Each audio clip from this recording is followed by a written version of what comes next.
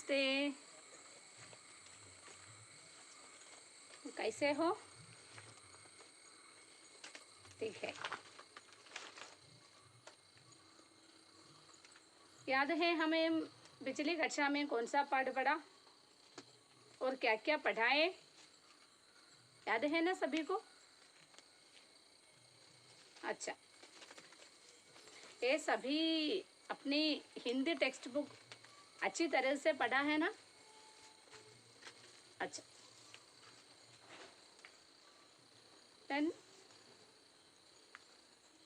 ഇന്നത്തെ ക്ലാസ്സിൽ നമുക്ക് അടുത്ത അധ്യായം പഠിക്കാം. അപ്പോൾ കഴിഞ്ഞ ക്ലാസ്സിൽ ടീച്ചർ 4ാമത്തെ ചാപ്റ്റർ പഠിപ്പിച്ചു തീർത്തു. അതിൻ്റെ നോട്ട്സും അയച്ചു തന്നായിരുന്നു അല്ലേ? അപ്പോൾ എല്ലാവരും നോട്ട്സ് നിങ്ങളുടെ നോട്ട് ബുക്കിലേക്ക് പകർത്തിയോ? നോട്ട്സ് നോട്ട് ബുക്കിൽ പകർത്തുമ്പോൾ ടീച്ചർ പറഞ്ഞിട്ടുണ്ടായിരുന്നു നിങ്ങൾ എന്ത് ചെയ്യണം, ടെക്സ്റ്റിൻ്റെ ബാലൻസ് പോർഷൻ, അതായത് പാഠത്തിൻ്റെ ലാസ്റ്റ് ഭാഗത്ത് തന്നിരിക്കുന്ന നോട്ട്സാണ് ഈ തന്നത്. അതുകൊണ്ട് നിങ്ങൾ എന്ത് ചെയ്യണം, ആ പാഠത്തിൻ്റെ ലാസ്റ്റ് ഭാഗത്തെ നോട്ട്സ് പാഠത്തിലേതുപോലെ തന്നെ പുസ്തകത്തിനകത്ത് എടുത്തെഴുതണം. അതുപോലെ നോട്ട് ബുക്കിലും നിങ്ങളുടെ നോട്ട്സ് കംപ്ലീറ്റ് ചെയ്ത് വയ്ക്കണം. അപ്പോൾ എല്ലാവരും നോട്ട് കംപ്ലീറ്റ് ചെയ്യുക. കുറേ കുട്ടികളൊക്കെ പക്ഷേ ഒത്തിരി പേര് വിമുഖത കാണിക്കുന്നുണ്ട്. ഒരു വർക്ക് ചെയ്തിട്ട് നിങ്ങളത് എത്രമാത്രം നിങ്ങൾ മനസ്സിലായാലും, നിങ്ങൾ ക്ലാസ് കണ്ടിട്ടുണ്ടോ ഇല്ലയോ, നിങ്ങൾക്ക് മനസ്സിലായോ എന്നറിയാൻ വേണ്ടിയിട്ടാണ് നിങ്ങൾക്ക് ഓരോ വർക്ക് തരുന്നത്. ടീച്ചർ തരുന്നത് മാത്രം പഠിക്കുക, അല്ലെങ്കിൽ അത് മാത്രം എഴുതി വയ്ക്കുക. അതുകൊണ്ട് എന്തോ പ്രയോജനം? ഭാഷ ഡെവലപ്പ് ചെയ്യണ്ടേ? ഇപ്പോൾ ഹിന്ദി പഠിക്കുന്നു, അല്ലെ മലയാളം പഠിക്കുന്നു, അല്ലേ ഇംഗ്ലീഷ് പഠിക്കുന്നു. അപ്പോൾ ഇതൊക്കെ ടീച്ചർമാർ അങ്ങോട്ട് പഠിപ്പിക്കുന്നത് മാത്രം നമ്മൾ പഠിക്കാനിരുന്നാൽ എന്താ സംഭവിക്കുക? നമുക്ക് അതിൽ നിന്നുള്ള അറിവ് മാത്രമേ കിട്ടത്തുള്ളൂ. അപ്പോൾ ആ ഭാഷയിൽ എത്രമാത്രം ഡെവലപ്മെൻറ്റ്സ് ഉണ്ട്, നിങ്ങൾക്ക് എത്രമാത്രം മനസ്സിലായിട്ടുണ്ട് എന്ന് ടെസ്റ്റ് ചെയ്യാൻ വേണ്ടിയിട്ടാണ് നിങ്ങൾക്ക് എന്ത് ചെയ്യുന്നത്, ഓരോ ചെറിയ ചെറിയ വർക്കുകൾ, വലിയ വർക്കൊന്നും അല്ല തരുന്നത്.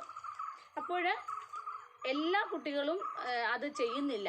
മീൻസ് ഒരു ക്ലാസ്സിലെ 2 or 3 കുട്ടികൾ മാത്രമാണ് എനിക്ക് ആ വർക്ക് ചെയ്ത് അയച്ചു തരുന്നത്. അത് കോൺസ്റ്റൻ്റായിട്ട് ചെയ്യുന്നവർ, സ്ഥിരമായിട്ട് ചെയ്യുന്നവർ അത് ചെയ്യുന്നുണ്ട്, അല്ലാത്തവർ പലരും ചെയ്യുന്നില്ല.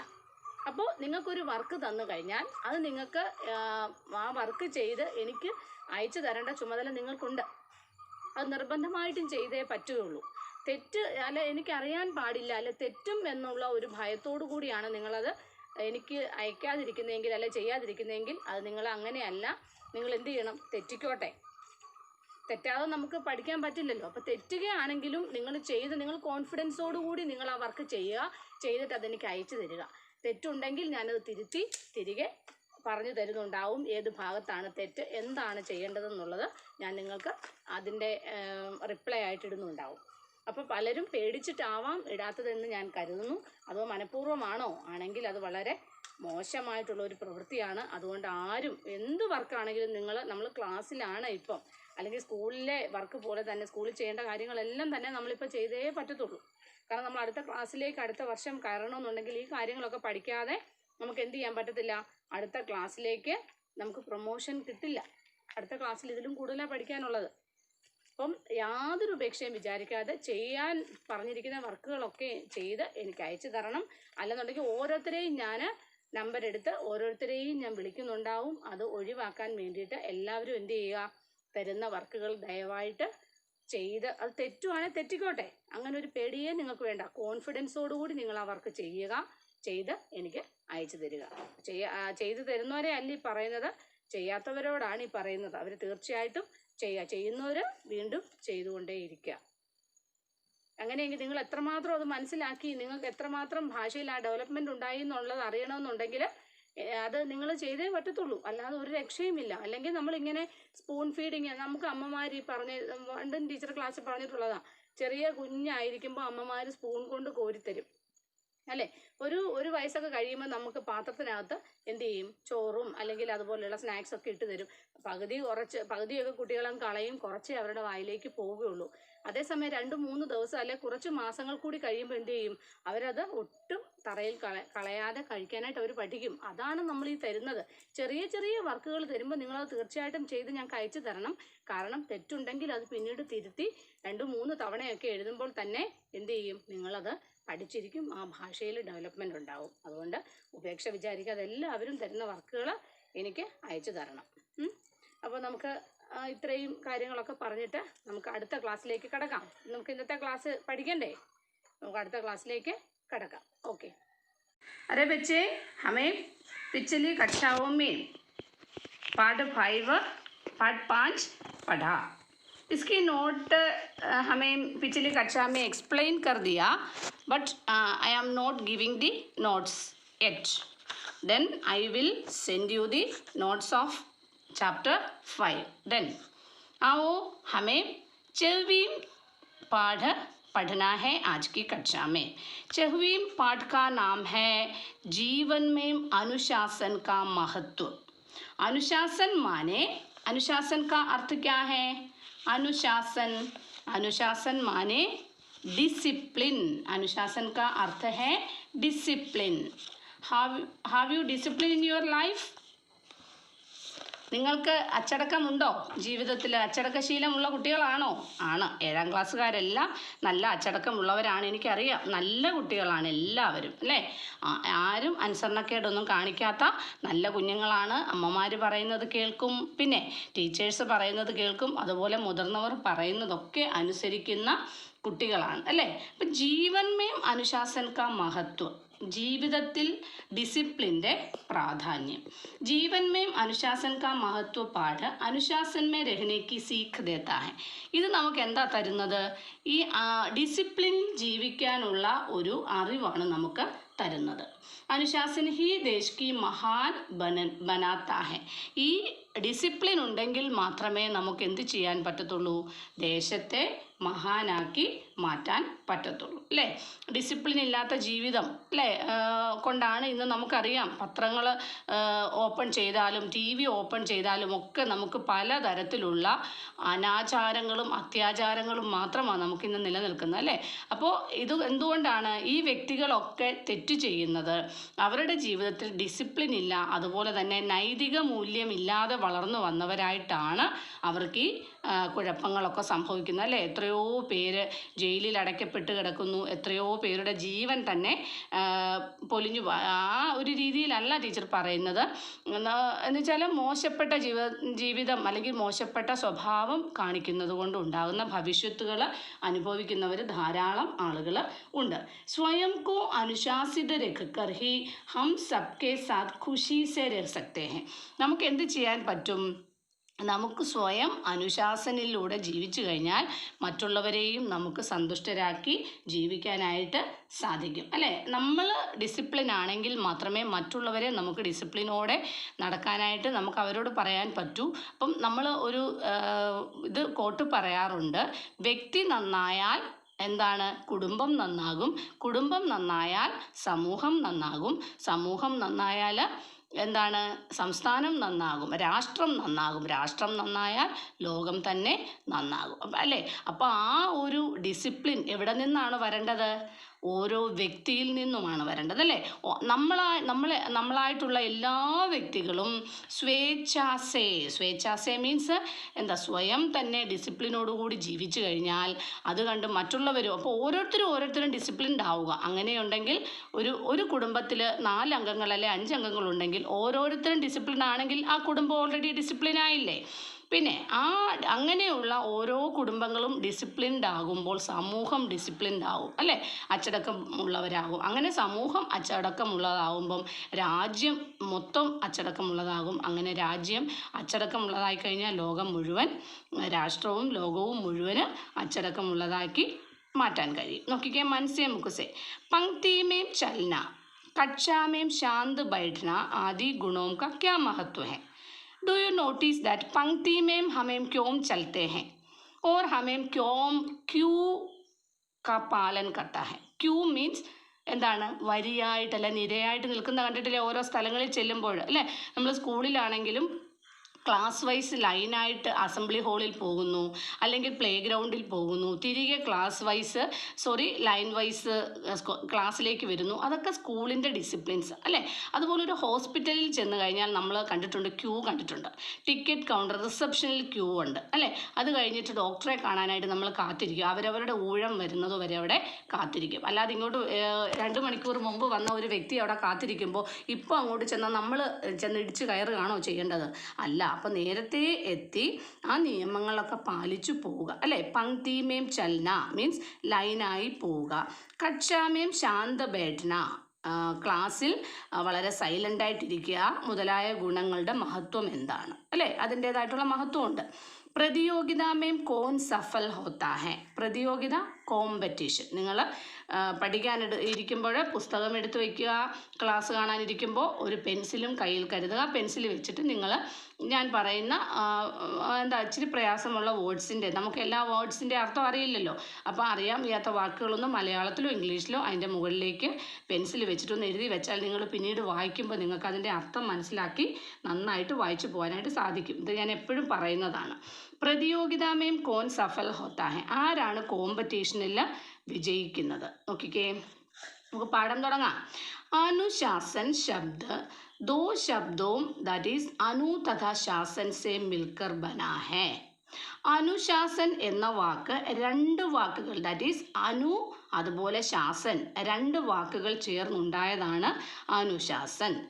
अनु का अर्थ होता है पीछे और शासन शब्द का अर्थ है नियमों का पालन. കണ്ടോ, അനു എന്ന വാക്കിൻ്റെ അർത്ഥം എന്താണ്? അനു का अर्थ क्या होता है? पीछे, പുറകിൽ അല്ലേ, പിന്തുടരുക, ഫോളോ ചെയ്യുക. और शासन शब्द का अर्थ है नियमों का पालन.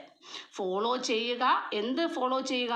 നിയമോं का पालन പീച്ചെ കർണ മീൻസ് നിയമങ്ങൾ പാലിക്കുന്നത് ഫോളോ ചെയ്യുക അല്ലേ.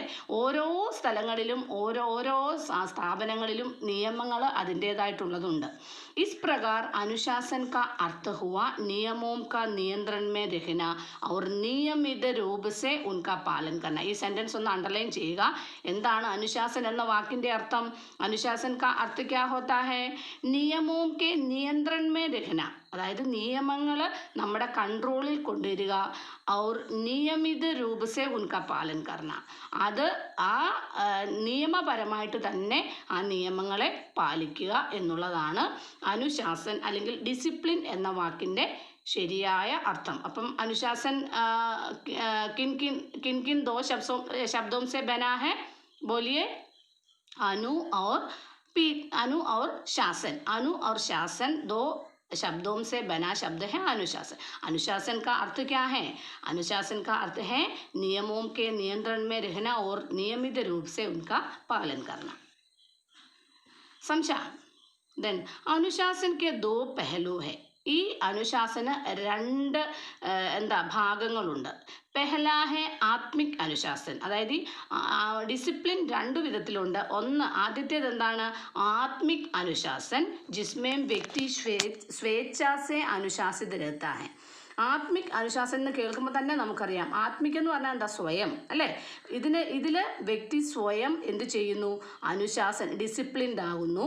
ഉസ് പർ കോയി ബാഹ്യ ദബാവ് നഹി രഹത, അതിൽ പുറത്തു നിന്നുള്ള ഇടപെടലുകളൊന്നും ഉണ്ടാവുന്നില്ല. ദൂസര പെഹലു ഹെ ബാഹ്യ അനുശാസൻ.